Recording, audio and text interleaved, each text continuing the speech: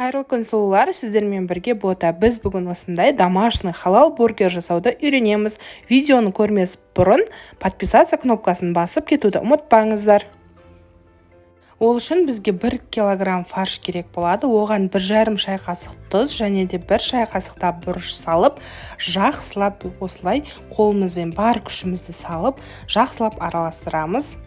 Фаршымыздың басы бірігіп, осындай болғаннан кейін, осы видеодағыдай етіп, өздеріңізге ыңғайлы формада осындай дөңгелек шариктар жасап аласыздар.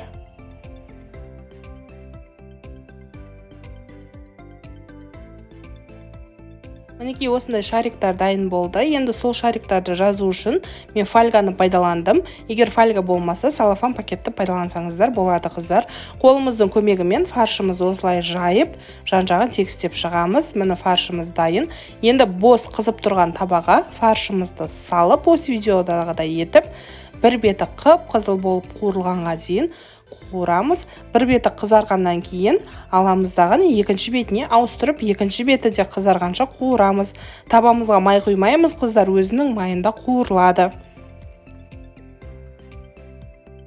Мінекей бірінші котлетіміз дайын. Қыздар, әр котлет жасағаннан кейін табаны тазартып, сүртіп тұруды ұмытпаңыздар. Екіншісін салып, оны да дәл бірінші сияқты екі бетін қызартып қуырып аламыз.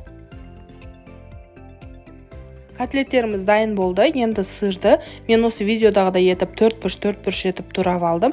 Өзіңізге қалай ыңғайлы, солай турап дайындап алсаңыздар болады.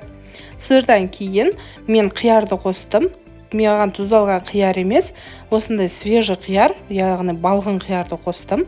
Қиярды да өзіме ыңғайлы етіп турадым. Помидор. Енді арнайы бургерға арналған нанның үстіне майонез және кетчупты жағып, жақсылап араластырып, нанның екі бетіне де жағып аламыз.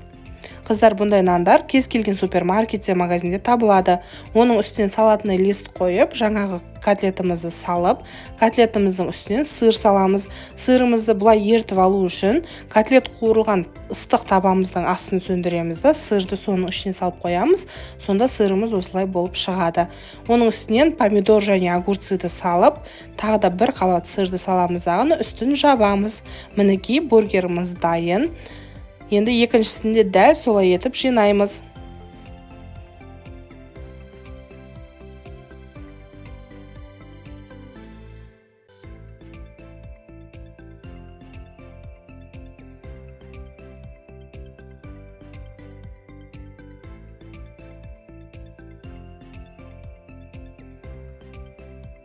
Біздің бургерларымыз дайын. Ең бастысы халал, өз қолыңызбен жасағансыз. Балапандарыңыз қуана рахаттанып жейді. Астарыңыз дәмді болсын.